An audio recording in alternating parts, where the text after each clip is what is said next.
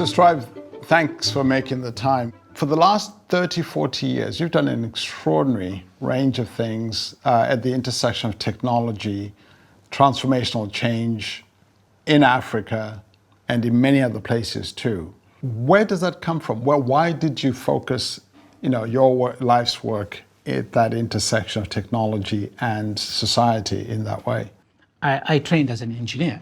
I was fortunate enough to, as we were finishing university, people like Bill Gates were beginning to work on microcomputers, and we were all, thinking, wow, this is it. And so it's really the training. But of course, being an African, I went home to my home country, Zimbabwe, after studying in Britain, hoping to help in the reconstruction of our country as an engineer. My own particular discipline was telecommunications, which was about to undergo an incredible revolution. You probably should describe this. What was the state of telecommunications in Zimbabwe at that time? Well, Zimbabwe was considered, James, believe it or not, to be one of the best in Africa at the time. 0.7% of our population had access to the telephone.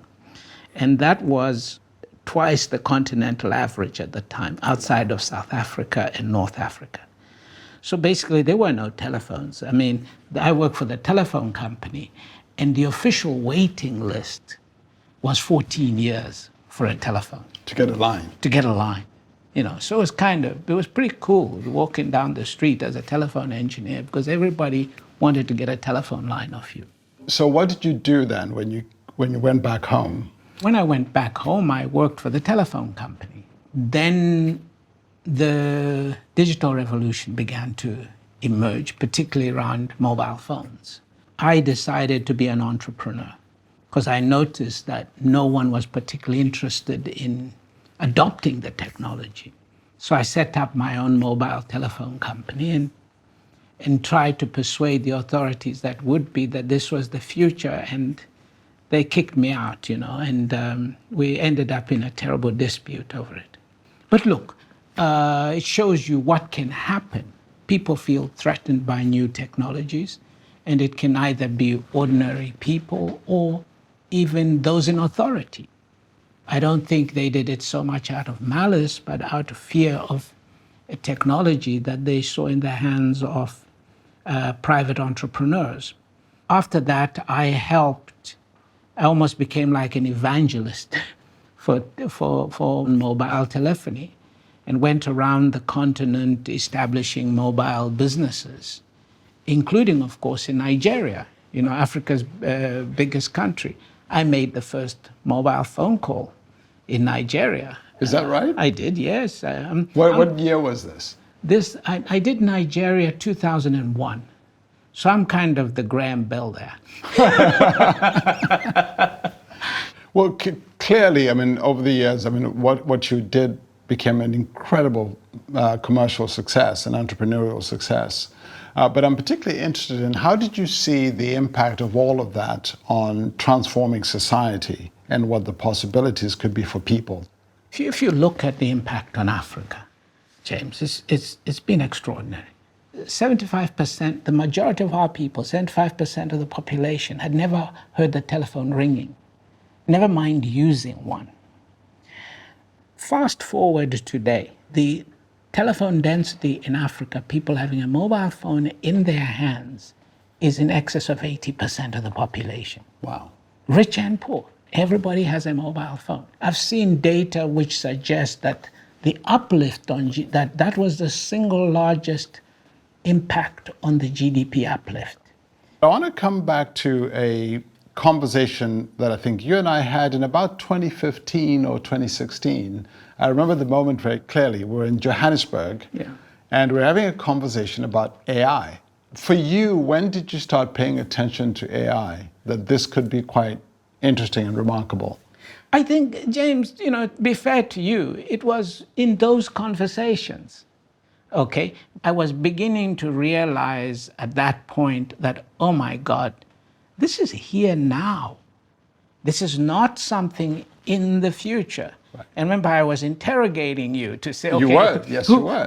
Who's in this? Who should we be talking to? And then I think by about 2017, I began to assemble my first teams. I actually remember this well because I think some of your team members reached out to me asking me what they should read. Yes. Because you'd ask them the questions. I remember this. Yeah, yeah. Let me ask this, because I want to learn more about some of the things you're doing now. But, as an engineer, as somebody who's watched trends and transformational technologies all the way from mobile, and you were very early at the time, and you're an innovator. What, in your mind, what do you compare AI to? Do you compare it to the mobile revolution, to the internet, to what's the right way to think about the possibilities here? With all humility, I've been saying to people for a while that I look at the internet. I've been looking at my parallels being the internet as a trend. And I say, okay, we are probably around, for some of us, probably this about 1998. The media is beginning to talk about the internet, okay? But some of us have known about things going on in the background for a while, you know? And we've just suddenly hit the browser wars. Turns out to have been just a phony war. Because Google hadn't been born. The e-commerce hadn't been born. Okay, those big applications. Today, everything is the internet. What do we do without the internet? But I think that underestimates this. It underestimates it? I think so. I don't think, I'm not going to use that anymore. I'm not going to use the internet anymore. I'm going to start talking in terms of the Industrial Revolution. Okay? This is 1850, really, when you parallel with the Industrial Revolution. AI is as big as the Industrial Revolution in its impact. Where it compares with the internet is the speed. Because you and I know the Industrial Revolution took a long time to get going and really, but this is going to be 5-10 years. All that change compressed. Now it compares with the internet.